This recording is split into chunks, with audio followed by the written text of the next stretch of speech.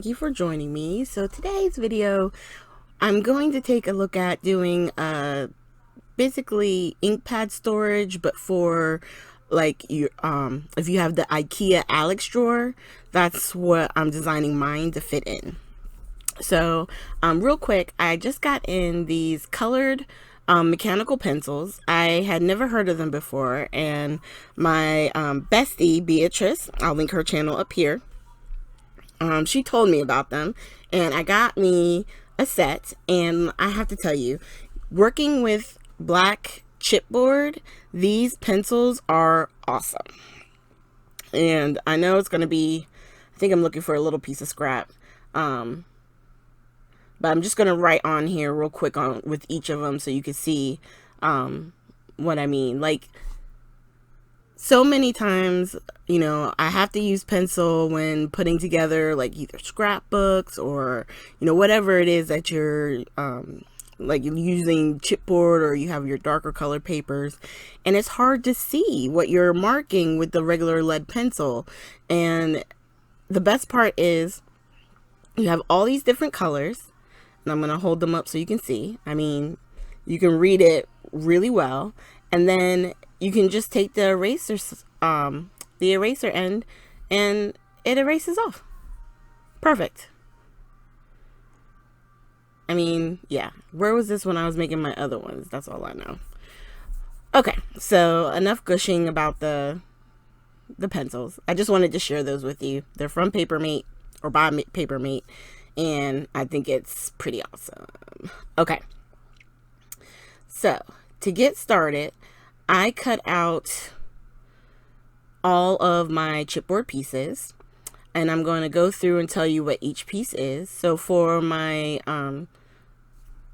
small, like my little individual, I guess you could say, dividers, I'm going to tell you to cut out 13 pieces, and they're going to be 2 by 3 inches. So 2 inches high, 3 inches in length. Okay. And I'm just double checking my count. Yep, it is 13. So set those aside. Then you need 2 strips that are going to be 2 inches by 12. Okay.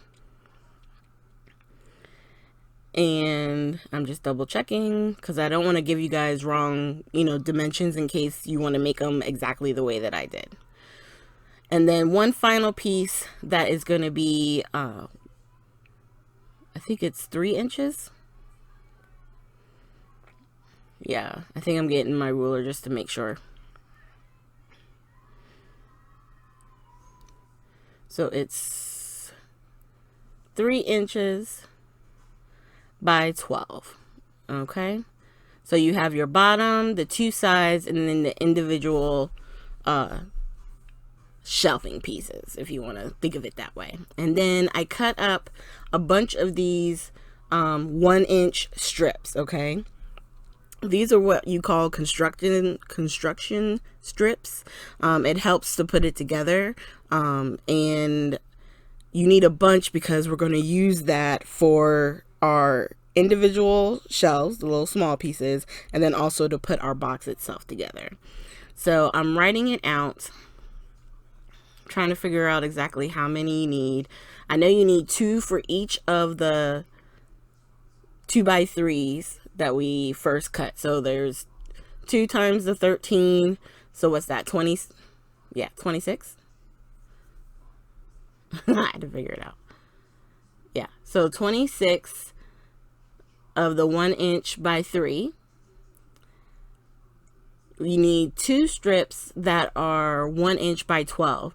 Now, I wind up using 8.5 by 11 paper, so I have to piece mine together. But if you use the 12 by 12 inch paper, then obviously you can just cut you a 1-inch strip, and it'll cover the length of the boards. So that's why you see the 2 pieces right there I'm showing you, because I'm going to be piecing mine together, because it doesn't matter the way it sits into the drawer. You're not going to see it. And then, oh, I found my other pencil, but we're going to be using the pink one. So now I'm going to be cutting all of my strips And I'm just using the paper from Michaels, the Recollection brand. I think this one is the, what is it, 65 pound. I'm using that. It doesn't have to be the 110, because that would be too heavy. It would be too thick and cumbersome to like fold, and because you're going to score each of your 1-inch strips down the middle, so it'll be a half inch, and then back it with the tape, and then cut your 3-inch strips. Because if you cut your 3-inch strips first, it's a pain in the butt having to put the tape on each of those individual pieces. So I highly suggest cut your strips, put down your tape, and then cut your pieces that you need for the individual, the 2x3 shells, little shells, we'll call them shells. Okay, so I cut a few more. And this is just really a part of the whole, the prep for this. When I made 4 other ones off camera, and I'm sharing with you my last one so you guys can see how it all comes together. My first thought was, oh, I'm showing you the paper here. Yep, 65 pound. My first thought was that I would kind of bind them and connect them together, so then that way it would be one big unit, you know, like the ones that you've seen, you know, in people's studios and stuff like that, which are great pieces. If you can afford it and you want to get that, I would totally suggest it. But you know, sometimes you got to craft and be on a budget, but you want to have a similar setup in your own drawers. So this is my adaptation of that. So I'm just lining this up in my Martha Stewart scoreboard and scoring at a 1/2 inch. And then once I have all of them scored, I'm going to use score tape. And the one I'm using is the 3/8 inch. When I have a 1/2 inch, I really like the 3/8 inch because it pretty much covers almost the entire section of score space without going over or into where the actual fold is. So I'm just going through this real quick, and I think I'm almost done.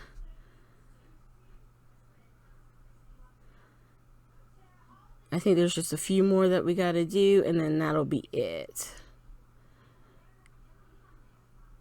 And I'm going through this one a little bit slower because my original one that I have on my channel, which I will try and remember to, if not put in the iCard, definitely put at the very end of the video. I sped it up really, really fast, and because it was just so much to put the bigger ones together. A lot of cutting, putting the chipboard pieces together. There was just a lot more to it. And with this one, I took the same setup and just changed it a little bit. So since the shelves don't have to stand up, I don't need all that extra support and stuff. I just wanted a little bit of a division so I would know, okay, well, this spot is empty. This, you know, the ink pad goes here type thing. So here are all my strips.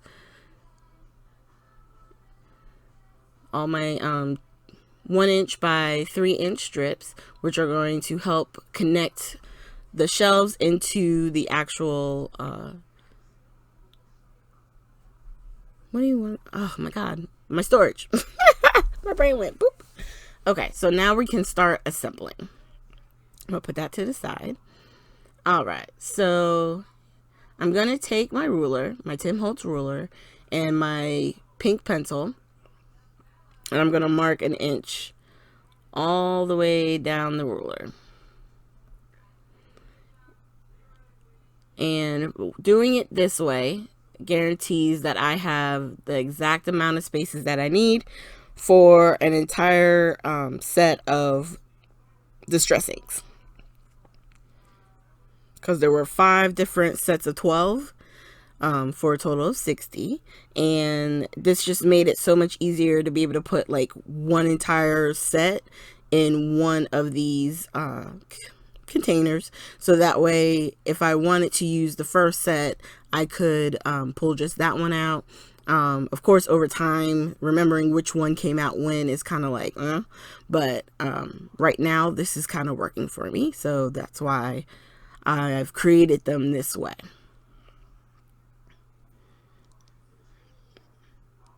All right, and I'm just trying to line up the marking and making sure that the right side and left side of the chipboard is lining up with the ruler, and then making my lines, because these lines are where we're going to place our little shelving pieces with their construction strip to keep it nice and in place, I guess you could say. So we're at the end here, and now what we're going to do is go ahead and attach our side pieces. Okay, so now we're going to get these attached, and I had to step away for a second, so that's why we have a little bit of a cut there. But basically I'm lining up the base of the ink pad storage as close to the fold line as possible, and then I'm putting a little bit of the glue down at the bottom to line up this piece, and then I'm going to trim that one with my little snips, and then take the backing off on this other side and putting glue down it to get it ready for the first side piece. And I like to stand it up kind of like up against the chipboard piece, fold up the edge, and then when it lays down flat, it'll have a little bit of a space, but it'll sit just where I need it to be. And then we're going to do the same thing with the other side. Once again, with the glue. And I know a lot of people always wonder why I use both, because let me tell you, score tape is really strong, and that's why we use both, because that wet glue is going to give us just a few seconds to be able to move it, take it apart if I need to, without ruining the chipboard or tearing it apart. So unless you're just that good and you're always able to put it on right where you want it, then please forgo the glue and just use the score tape. That's fine. But I knew I wanted to make sure I had it straight. All right. And I'm just folding that up so I can throw it in my little trash bin right here. And this is prior to me getting my new trash bin, just to let you know. But I wanted to make sure I got everything edited and ready to go before I posted this for you guys. All right, and we're doing the same thing, lining it up against the edge and then folding up our construction strip there, making sure it's all nice and pressed. And then I also like to turn it over sometimes and use my bone folder to just really press it into the chipboard. Okay, so now I'm going to show you a few of the shelves, and once I start showing you a couple of them, I am going to skip ahead and just do the top and the bottom of the box here. But I wanted to just show you what I was doing. So I folded the strip, our little construction strip, and I'm putting it on each of the sides of the little shelf piece. Okay, so you can see there it creates a little bit a little tabs on either side, and it's going to be what connects this to the actual chipboard. And all I'm doing is lining up my chipboard piece with the pink pencil that we've already put down, and then press down. And then we're going to keep going and do that with all of these pieces. Now, this will feel tedious, but it's worth it, let me tell you, because doing it any other way, like if you were trying to glue it down, that chipboard is so thin, it would be annoying trying to get that to stay up, and then you have to get clamps and trying to like hook stuff together. These little strips make it way easier. You just put them on, take your backing off, add a little bit of the glue, and then lay it down, and in no time, you know, you'll have a container ready to go.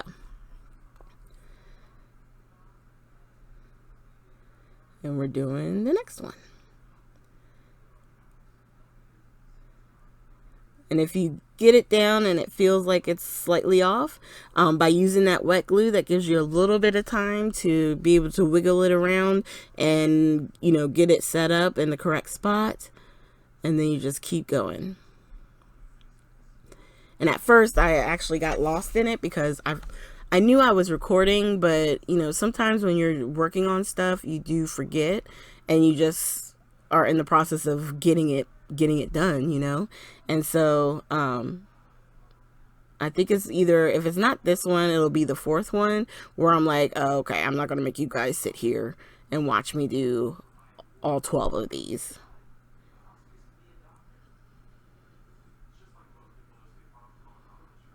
Because right about here, I think you kind of figure out, you know, exactly how to do it. We're just super simple. Fold over, take it off of one side, add the glue, and then line it up to the edge, and then repeat on the other side.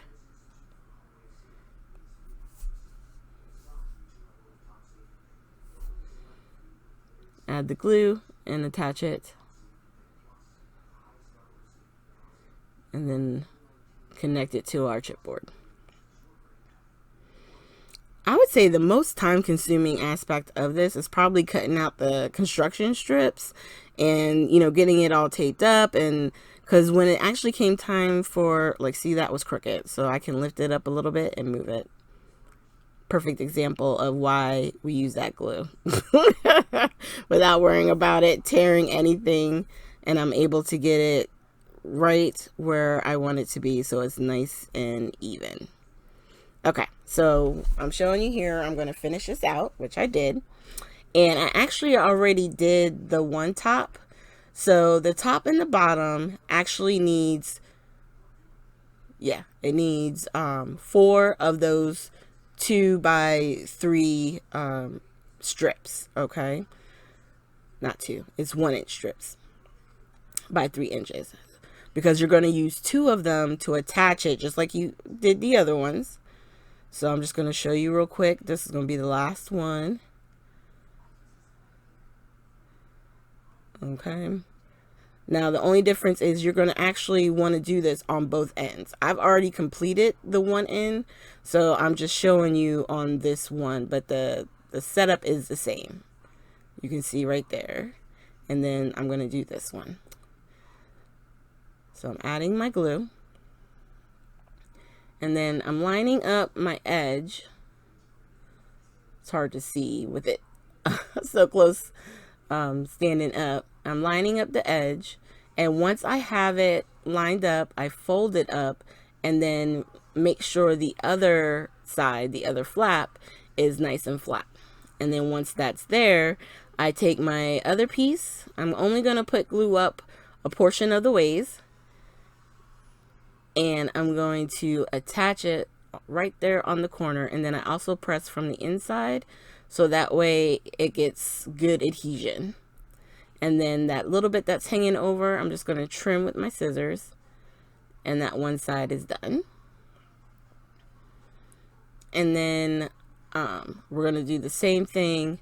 I'm showing you here, this isn't meant to stand up at the end of the day, because you can see here, like, the ink pad's going to fall out because it's set to go flat in your drawer, and then the ink pads stand up. All right, so a little bit of the glue, and then we'll close up this edge, and our container is done. Just that simple. And then I'm going to grab my ink pads and show it to you complete it. Now, with my big ink pad storage, I did put decorative paper on the outside because my idea was that they were going to be sitting on the desk and you want to be able to have something pretty. Well, with these being in a drawer, I don't think you need to put paper on the outside. If you want to, so that way if you travel with them, they can look pretty, hey, go ahead, do you. I mean, who doesn't have enough paper, right? I know I got plenty. So decorating it would not be a problem. But in my mind, since they're designed to sit in the drawer, you don't have to decorate the outside.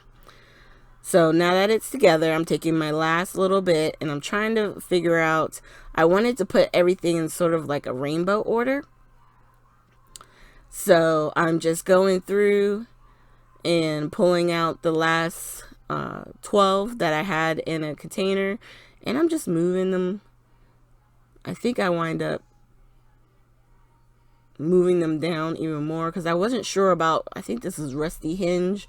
It sort of had a reddish tone, but I'm like, it's more of a neutral. Trying to like figure out where it fits in. So I'm just adding, that's Victorian Velvet. I think, is it Chip Sapphire maybe? Pine Needle. And then what I'm doing is I start from the pinks and I work my way down to the purples. And then after the purple is all of the neutral colors. So whatever browns or grays that came in that particular collection.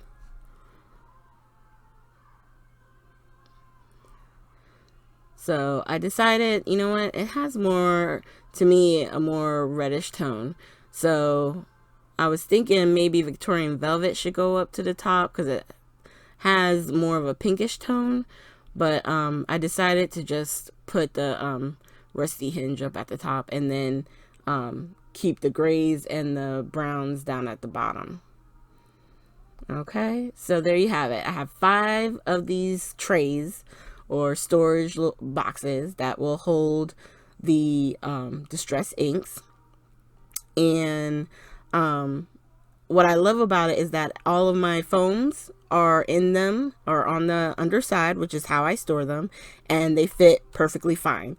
There's enough room for me to pull them out. They don't get stuck in there, and it's so simple. It took me no time to get these put together. I think I did the other 4 like over a course of like 2 days, and then I did the video, for you guys with the last one. So thank you so much for joining me. I'm going to have pictures here at the end showing you how they looked in the drawer. This is probably like the 4th drawer down because I wanted to make sure that there was enough clearance. But I think they fit in there really nice and simple and easy, and they just look really good. This is just showing you 2 of them in there, and then close-ups of them on my desk.